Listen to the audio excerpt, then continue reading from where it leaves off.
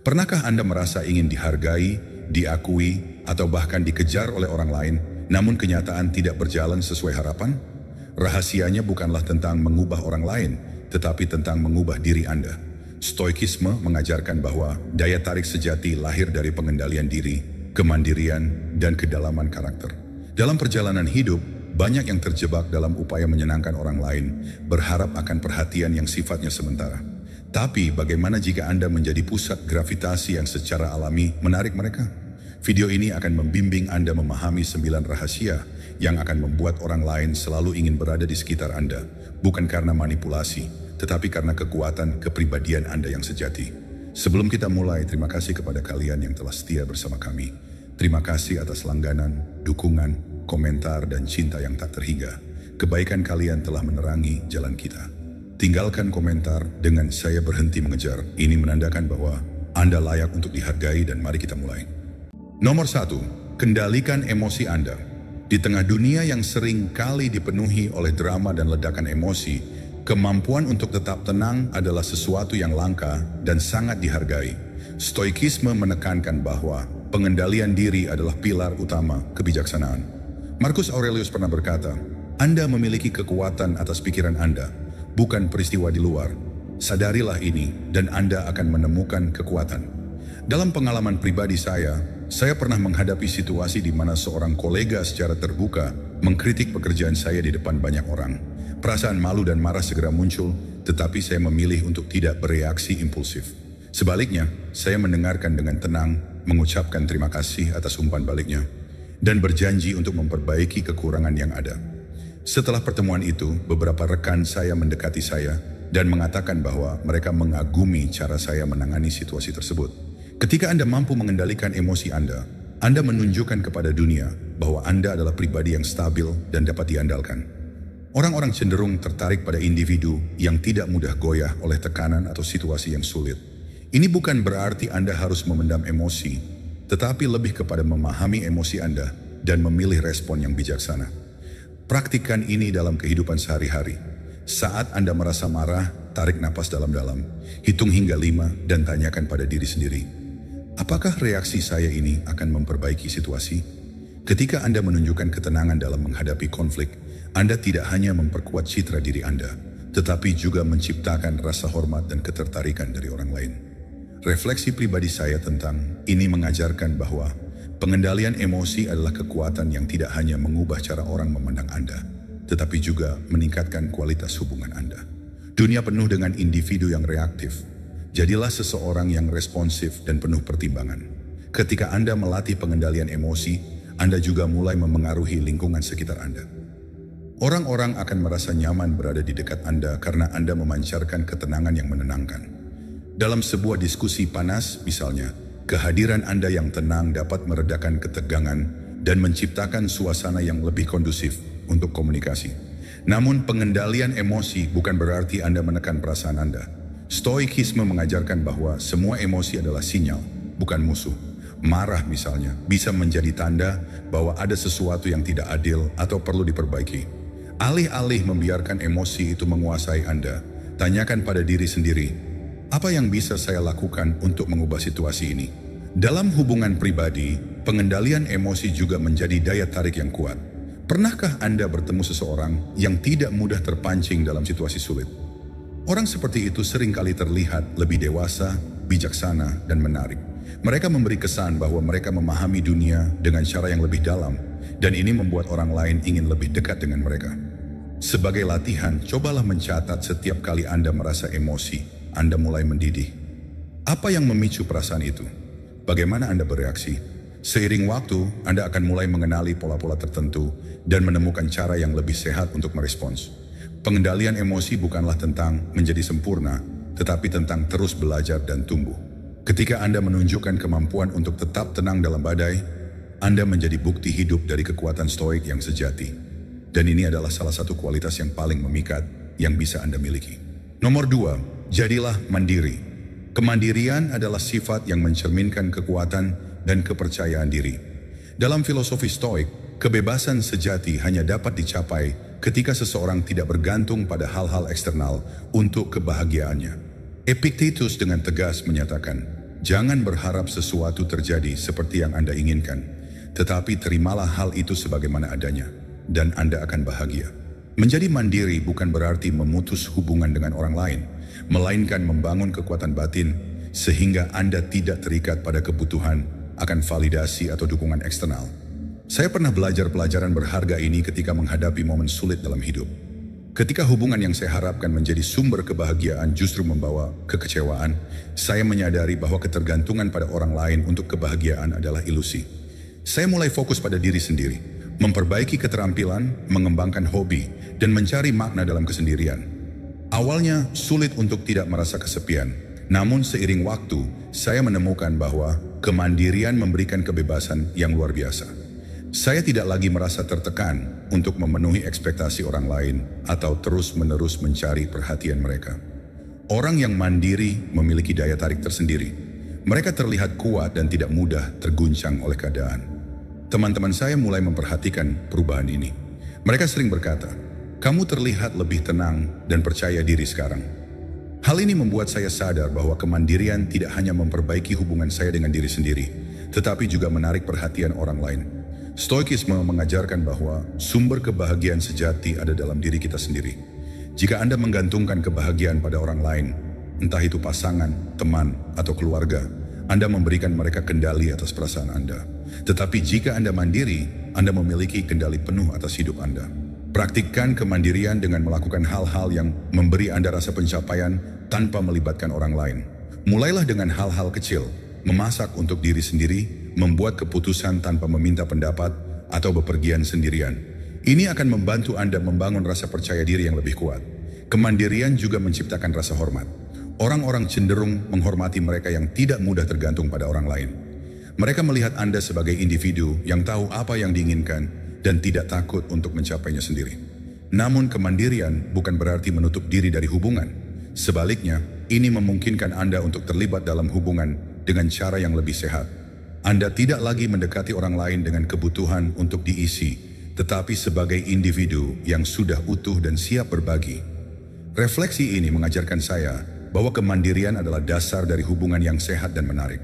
Ketika Anda mandiri, Anda tidak hanya membebaskan diri dari beban ekspektasi, tetapi juga menjadi sosok yang layak dikejar oleh orang lain.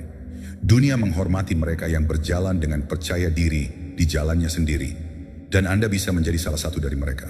Nomor 3, fokus pada apa yang bisa Anda kendalikan. Dalam hidup, ada banyak hal yang berada di luar kendali kita. Cuaca, pendapat orang lain, atau hasil dari usaha kita. Namun ada satu hal yang selalu berada di dalam kendali kita. Pikiran, tindakan, dan respon kita terhadap situasi. Stoikisme mengajarkan bahwa fokus pada apa yang dapat kita kendalikan adalah kunci untuk hidup damai dan bermakna.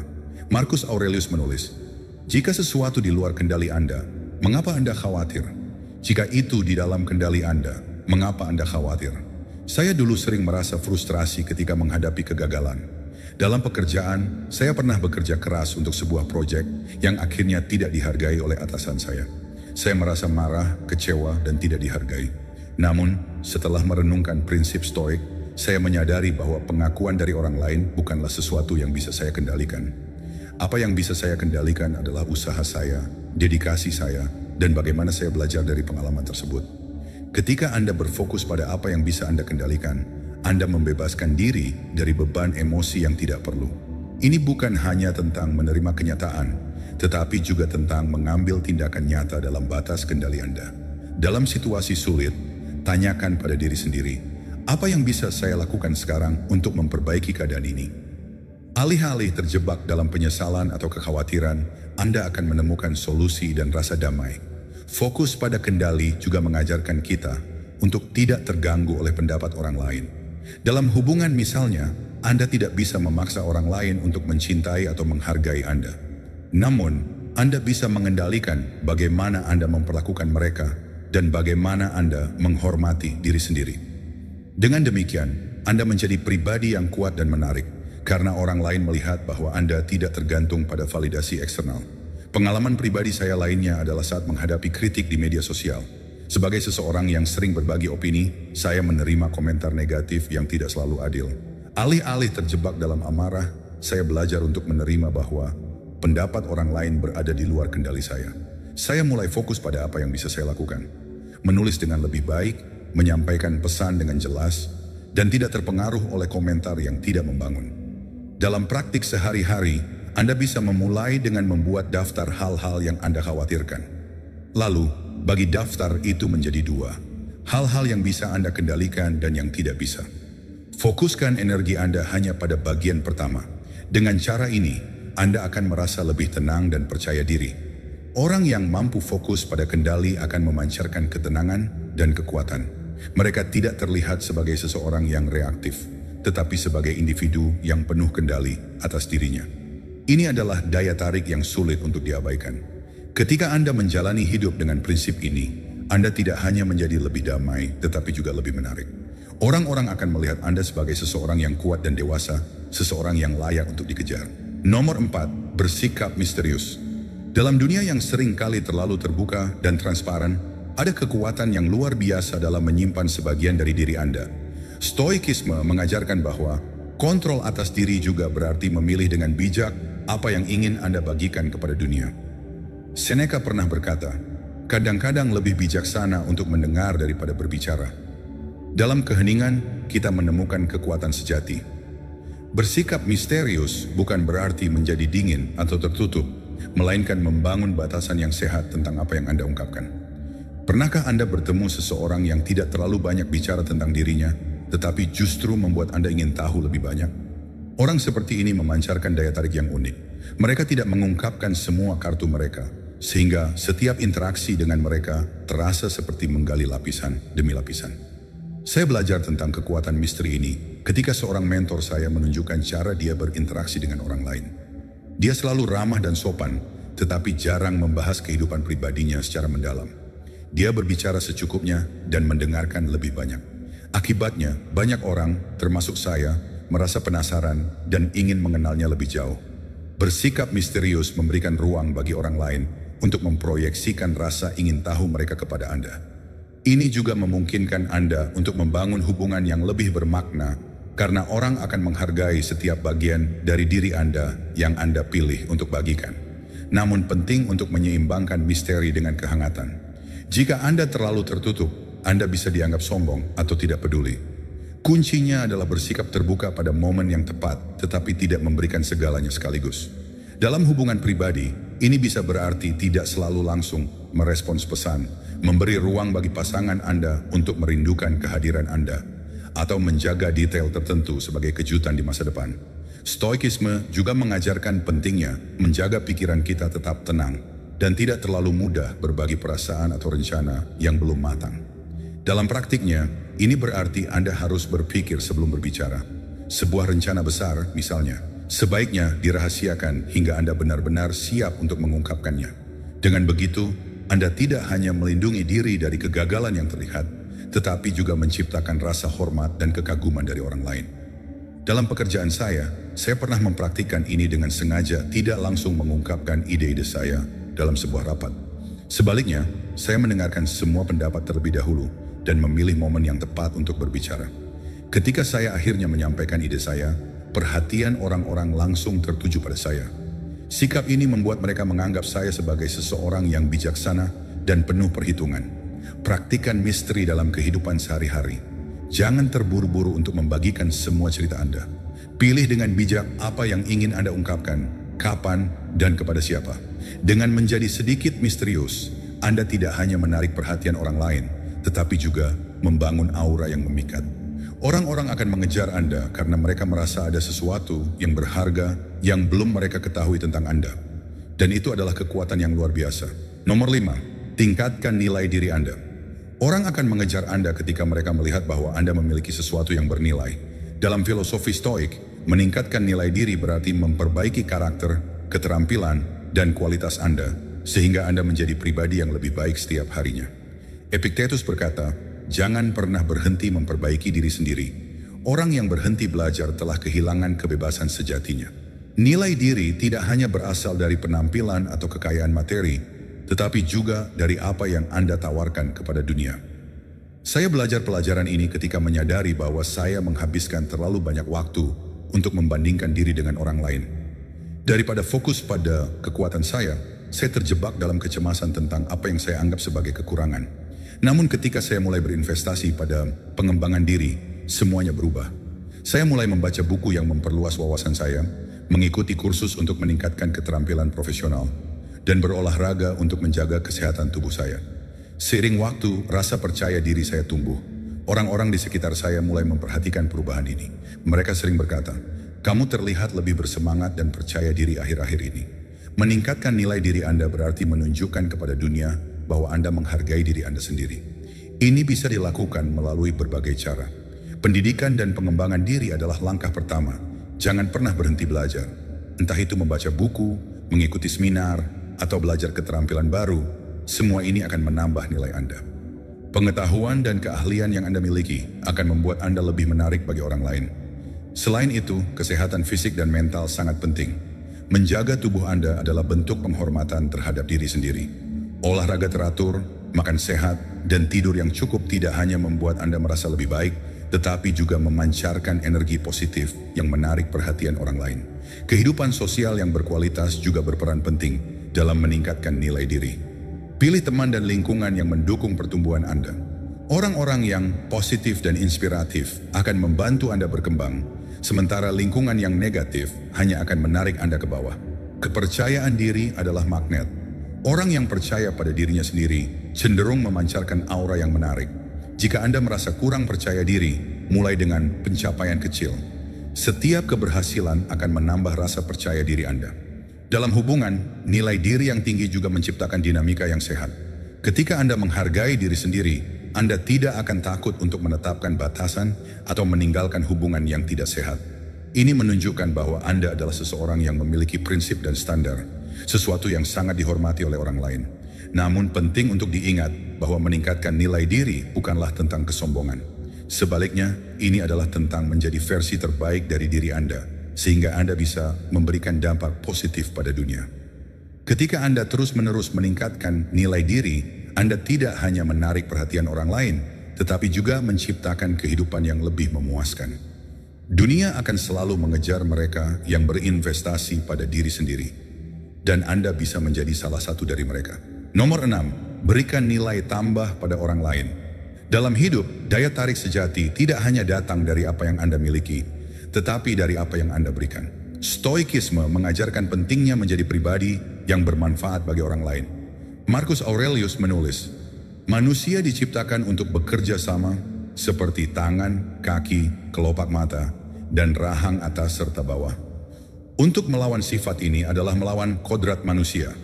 Ketika Anda memberikan nilai tambah kepada orang lain, Anda menciptakan hubungan yang tulus dan bermakna. Nilai tambah ini bisa berupa waktu, perhatian, pengetahuan, atau bantuan yang tulus tanpa pamrih. Orang akan merasa bahwa kehadiran Anda membawa manfaat nyata dalam hidup mereka, dan ini akan membuat mereka tertarik untuk tetap dekat dengan Anda. Saya belajar pelajaran ini saat menjadi sukarelawan di sebuah komunitas sosial. Pada awalnya saya merasa ragu apakah waktu yang saya luangkan akan berdampak signifikan. Namun ketika saya melihat senyum di wajah orang-orang yang saya bantu, saya menyadari betapa berharganya tindakan sederhana itu. Tidak hanya itu, hubungan yang saya bangun dengan sesama sukarelawan juga memperkaya hidup saya. Mereka menghargai dedikasi saya dan saya merasa diterima dengan tulus. Memberikan nilai tambah tidak selalu harus berupa tindakan besar. Terkadang tindakan sederhana yang datang dari hati bisa jauh lebih berarti. Anda bisa berbagi pengetahuan dan wawasan yang Anda miliki. Misalnya, jika Anda memiliki keahlian dalam suatu bidang, Anda bisa mengajarkan orang lain atau memberikan nasihat yang berguna. Ini bisa dilakukan di tempat kerja, di lingkungan sosial, atau bahkan di media sosial. Ketika Anda dikenal sebagai seseorang yang siap membantu, orang akan merasa lebih nyaman untuk mendekat dan mempercayai Anda. Namun memberi nilai tambah bukan hanya tentang memberikan pengetahuan. Dalam dunia yang penuh distraksi ini, perhatian adalah hadiah yang langka. Memberikan perhatian yang tulus kepada orang lain adalah salah satu cara terbaik untuk menunjukkan bahwa Anda menghargai mereka. Dengarkan orang lain dengan penuh perhatian tanpa terganggu oleh ponsel atau pikiran lain. Tindakan ini menunjukkan bahwa Anda peduli dan menghargai waktu mereka. Ketika orang merasa didengar dan dihargai, mereka akan merasa lebih dekat dengan Anda. Berikutnya, memberi waktu dan energi Anda juga merupakan cara untuk memberikan nilai tambah. Ini bisa berupa meluangkan waktu untuk menemani teman yang sedang menghadapi masa sulit, membantu seseorang menyelesaikan tugas yang berat, atau bahkan hanya sekadar memberikan dukungan moral. Banyak orang merasa kesepian dan terabaikan dalam dunia yang serba sibuk ini.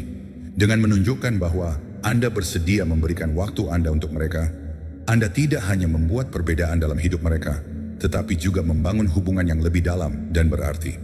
Selain itu, tindakan Anda sehari-hari juga bisa menjadi sumber inspirasi bagi orang lain. Ketika Anda menunjukkan etos kerja yang baik, sikap positif, dan ketulusan dalam setiap langkah, orang akan terinspirasi untuk mengikuti jejak Anda. Saya seringkali mendengar cerita dari teman-teman yang mengatakan bahwa mereka terinspirasi untuk menjadi lebih baik setelah melihat bagaimana saya menghadapi tantangan hidup. Ini bukan karena saya berusaha menunjukkan diri saya sempurna, tetapi karena saya berusaha untuk selalu menjadi versi terbaik dari diri saya. Setiap orang bisa menjadi sumber inspirasi jika mereka menunjukkan keaslian dan dedikasi terhadap apa yang mereka lakukan. Namun penting untuk diingat bahwa memberi nilai tambah tidak berarti mengorbankan diri sendiri. Anda harus tetap menjaga keseimbangan antara memberi kepada orang lain dan merawat diri Anda sendiri. Stoikisme mengajarkan bahwa kita tidak boleh kehilangan kendali atas diri kita demi menyenangkan orang lain. Sebagai contoh, meskipun Anda ingin membantu orang lain, pastikan bahwa Anda tidak mengorbankan kesehatan atau kesejahteraan pribadi Anda dalam proses tersebut. Ketika Anda menjadi pribadi yang memberikan nilai tambah, Anda tidak hanya menciptakan hubungan yang lebih dalam, tetapi juga meninggalkan kesan yang mendalam.